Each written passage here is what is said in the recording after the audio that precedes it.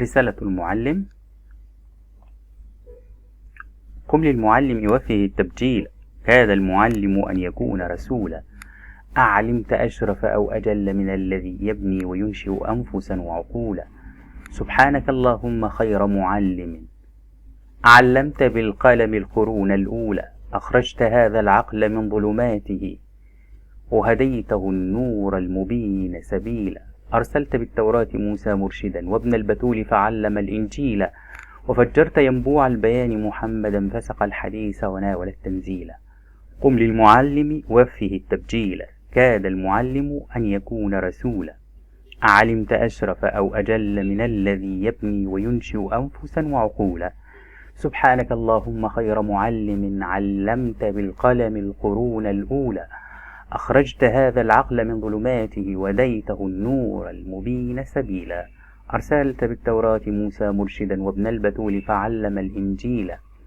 وفجرت ينبوع البيان محمدا، فسق الحديث وناول التنزيل. أحمد شوقي الملقب بأمير الشعراء ولد بالقاهرة في أكتوبر 1868، ودرس المرحلة الثانوية بالمدرسة الخديوية. وفي عام 1883 التحق بمدرسة الحقوق، ثم سافر إلى فرنسا لدراسة الآداب والحقوق، وألف الكثير من الأشعار والمسرحيات الشعرية. وتوفي عام 1932.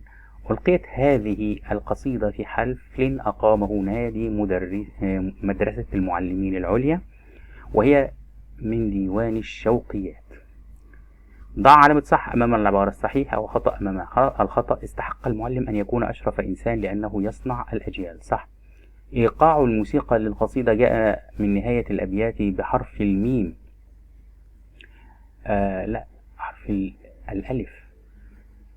خطأ. لن يخرج العقل من ظلمات الجهل إلا بنور العلم. صح. مرادف التعظيم، الاحترام والتبجيل.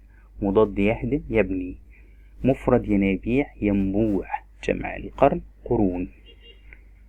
قم للمعلم وفه التبجيل، كاد المعلم أن يكون رسولا. أعلمت أشرف أو أجل من الذي يبني وينشئ أنفسا وعقولا. هات من النص أمرا. قم استفهام. أعلمت ترادفا. أشرف وأجل تشبيه. يبني وينشئ أنفسا وعقولا. تشبيه. كاد المعلم أن يكون رسولا. كاد المعلم يعني أشرف المعلم أن يكون رسولا. ما الكلمات التي تجد فيها عاطفة أو مشاعر قوية بالنصب عبر بها الشاعر عن احترامه للمعلم؟ تبجيلا. هذه كلمة فخمة. أشرف، أجل، هذه كلها كلمات فخمة. نزل كل رسول بكتاب ليعلم قومه ويهديهم ويخرجهم من ظلمة الجهل إلى نور الهداية. سبحانك اللهم خير معلم، علمت بالقلم القرون الأولى. أخرجت هذا العقل من ظلماته، وهديته النور المبين سبيلا. قف احتراما للمعلم، فهو في مكان كاد المعلم أن يكون رسولا.